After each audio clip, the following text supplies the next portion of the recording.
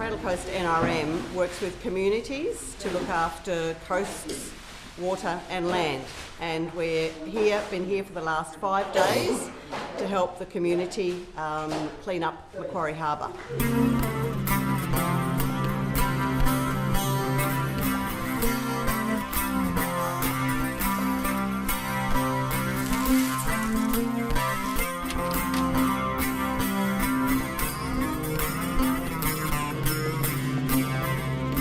It's about actually caring for not only the environment, but teaching our children the right and wrong things to put into the waterways, how to dispose of things properly, recycling. Strawn is a tourist hotspot. It's actually really treasured by the locals and treasured by tourists from international, from overseas. And we need to maintain that, so we're actually got a good economic outcome as well as an environmental outcome. When you start doing a work like that, a lot of people come and ask, "Oh, what are you guys doing here?" You know, a lot of people is interesting. I believe it's a very touristic point, you know, and who would like to go for a holidays and have a lot of rubbish floating around? I'm sure that it's going to actually involve much more of the community, and the community are going to want to become involved because they're going to be able to see positive results from it. All kids love getting dressed up in gumboots and, you know, walking in water, so they lasted about 2.5 hours, which I didn't think they would last. They were very sort of conscious and sort of asked questions as to, why is this can in the water, or why is this bit of plastic there. So I think teaching kids at a young age about being respectful of the environment is a key message we need to get across. I'm surprised by the amount of just domestic debris. I didn't expect that many bottles, cans that are obviously around the township, and just general waste that people have dumped. So I think there just needs to be really an awareness campaign.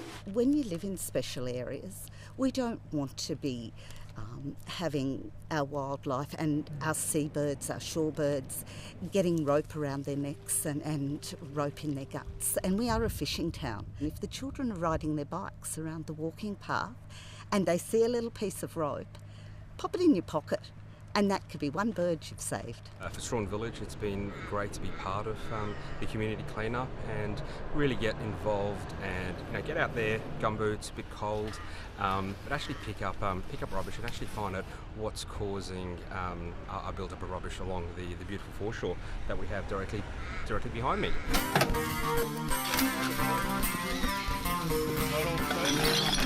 The area that has been covered includes land-based teams, so they've been doing the township of Strawn, King River, Ocean Beach, and water-based teams, which has been going out with the aquaculture farms, with Tassal, with Petuna and with Hewen, and doing the more remote beaches. Parks and Wildlife have already been going out, and so the strong volunteer component has been Conservation Volunteers Australia and Wildcare Volunteers. When I was working at Ocean Beach, we took over 2 kilometers of beach, and you become like, oh, which kind of things you're going to collect? Just the biggest ones or the smallest ones? But at the same time, you need to imagine that, how long each one of these rubbish takes to decompose the environment, and which kind of fauna it is impacting, with seabirds, with even mammals.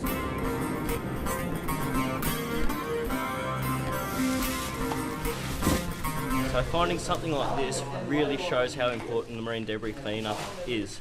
This is an absolute wildlife nightmare. It'll catch birds, platypus, fish, anything, and it'll just float around for years and continue to kill. To find this right down the bottom of the harbour in the World Heritage Area was a real shock, but it's so good to get it cleaned up. It'll be 50 metres long, and it's probably been floating around for a fair while.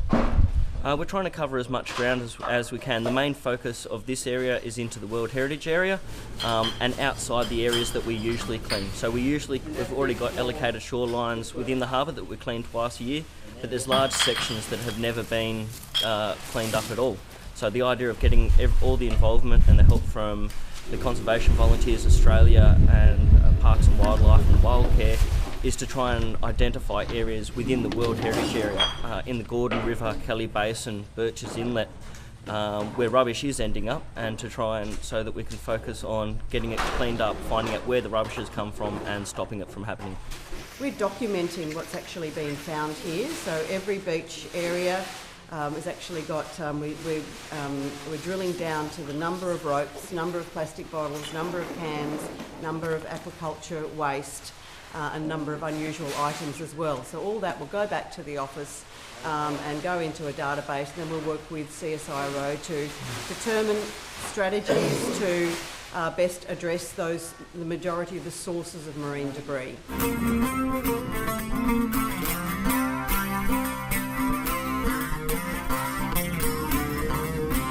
I believe that's very important what we're doing. It's a pilot for the next years. The area has never been cleaned up to this extent before.